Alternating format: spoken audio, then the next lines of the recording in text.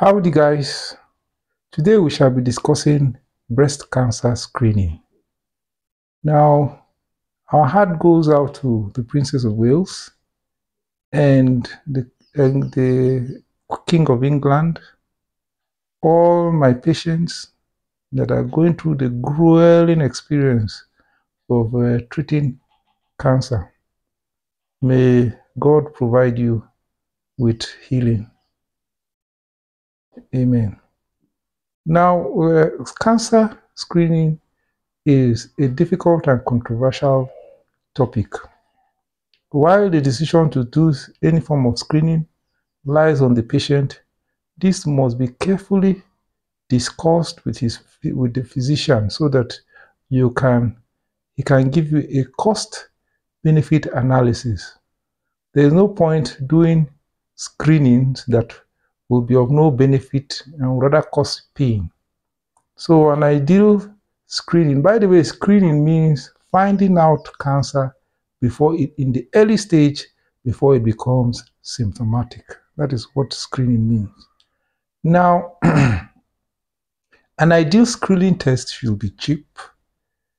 It should not waste your time. It should not be invasive. It should not be painful. It should not be too sensitive that it will discover cancers that are not likely to develop. But then it should be sensitive enough not to miss important cancers that are going to later develop into disease. So there lies the dilemma. In 90-year-olds, over 90% of people have some form of cancer in their prostate. If those people had undergone screening and treatment, they would have been over-treating themselves because they outlived the cancer. They died from other causes instead of cancer. So for that reason, a decision on whether to screen or not to be screened must not be taken lightly. You discuss that with your physician. Very well. There's no point going to do a screening test that will give you a wrong diagnosis that you have cancer, and then you go to all the grueling treatment for nothing. Also, a screening test is only necessary in cancer when early diagnosis makes a difference. There are some cancers where whether you discover them early or late, they are equally fatal. The only thing that is different is the suffering that you go through during treatment.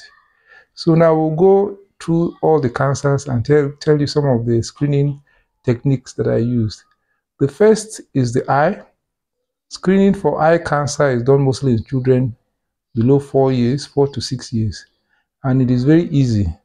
The pediatrician or the family physician can shine the torch into the child's eye, and if there's a red reflex, what is called a red reflex is an indication that the child may have what is called retinoblastoma, and more tests should be carried out, because if this cancer is detected early, the possibility of cure is there, and you can also cure with preservation of sight.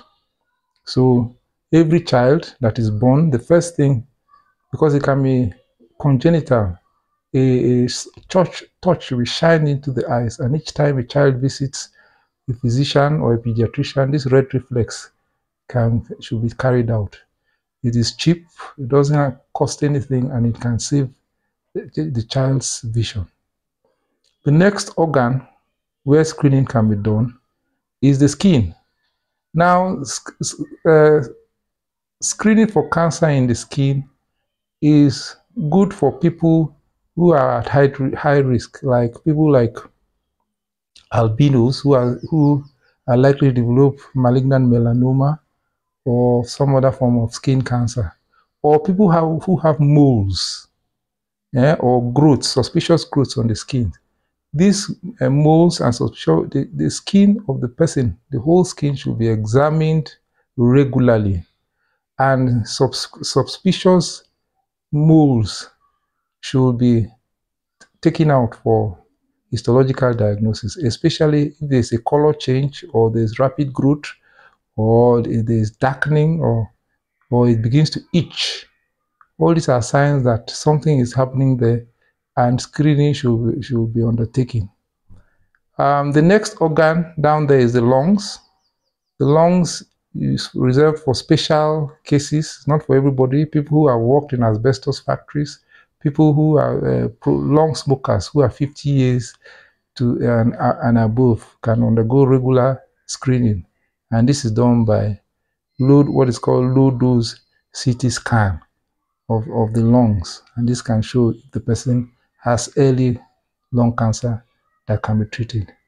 Then you have breast cancer screening for females. It has been shown that breast cancer screening can, from 40 to 72 years, reduces the number of cancer deaths. However, ordinary breast examination can trigger screening, okay? And the screening is done by what is called mammography.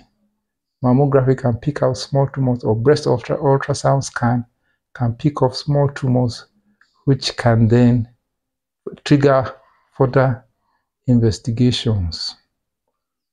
Two, people who have known genetic mutations, people who have BRCA1, BRCA2 genes, which are tumor suppressor cells genes, will need regular breast cancer screening, regular transvaginal ultrasound examination to see if they have ovarian or uterine cancer.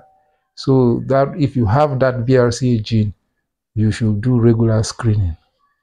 If you are a man, it's also good to have prostate cancer screening if you have the BRCA gene. Now, colon cancer. Colon cancer screening is done by an invasive procedure, and that is yearly colonoscopy. And suspicion of this can be heightened if a fecal occult blood test turns out positive. But colonoscopy is usually done in people who have a family history of colon cancer, who have had a previous benign lesion in the colon, who has genetic disorders like familial adenomatous polyposis and other conditions, we call them Gardner syndrome and so on, that are prone to develop colon cancer.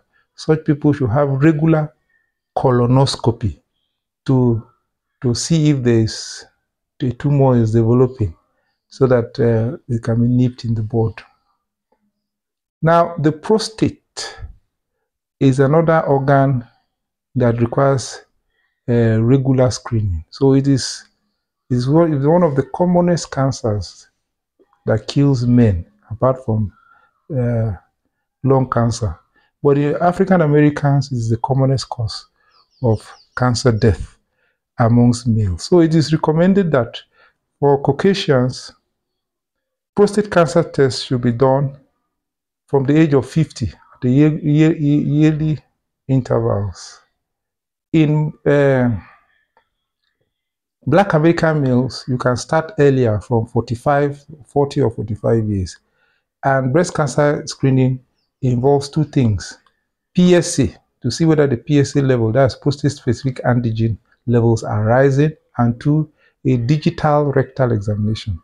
Digital rectal examination, the doctor will put a gloved, lubricated finger into your anus and use the pulp of his finger to feel the prostate, to take it for smoothness, for nodules, and all these things. And if he finds any of those things, it triggers further investigations, especially if PSA levels are high. One other screening organ that can be screened for cancer is the cervix, and this should form part of the public health programs in certain. What you do is A pap smear, a smear is taken from the cervix and tested. If there is signs of cancer, it will trigger off further investigations. Now, cancer is not a diagnosis, so a positive screening test does not mean you have cancer. It only means that you do more tests to confirm whether you have cancer or not. Other people who need regular pap smear are people who are positive for human papilloma virus. Human papilloma virus positive people should undergo regular pap smear to make sure that cancer is not forming in the cervix of the uterus. Screening for cancer of the throat too could be done for people who have human papilloma virus, so that if cancer is forming either in the oropharynx or the or the laryngeal pharynx or the larynx, this can be found early, along which will trigger other investigations like endoscopy and biopsy. So these are some of the screenings that are routinely recommended. However, if there is a particular form of cancer that appears to run in the family, even if it's a rare cancer, and a sibling or 2 or 3 of your cousins, either on your maternal or paternal side, develop that form of cancer, then the onus is on you to do genetic testing to find out if you have the same genetic defect that caused those people to have cancer. And if it is found that you have that genetic defect, then you should be screening for that particular cancer regularly. The regularity of screening of all these different cancers will depend on the physician and the rules and the recommendations of various professional bodies that take care of such organs. Well, ovarian cancer should be reserved for screening, should be reserved for special cases, people who have family history, who have BRCA1 or BRCA2 gene, who have Li Fraumeni syndrome. Those people you can screen for prostate cancer. And prostate cancer usually involves, ovarian cancer usually involves hormonal tests to determine the level of hormones, and a transvaginal ultrasound to see if something is growing in the ovary. However, it is not recommended for routine screening for people who have low to medium risk, because the number of false positives are quite high, and the interpretation of this transvaginal ultrasound is observer dependent and may be very difficult. So it is not recommended for routine to be done routinely. Thank you very much. If you enjoyed this video, like it, share with your friends and family, and above all, subscribe. You people have refused to subscribe. Subscription is not going to cost you a dime. You can even subscribe and put off your notifications, so that if I post another video and you don't want to watch it, you don't have to watch it. Just subscribe, or you can turn on the video and like and close. Thank you very much.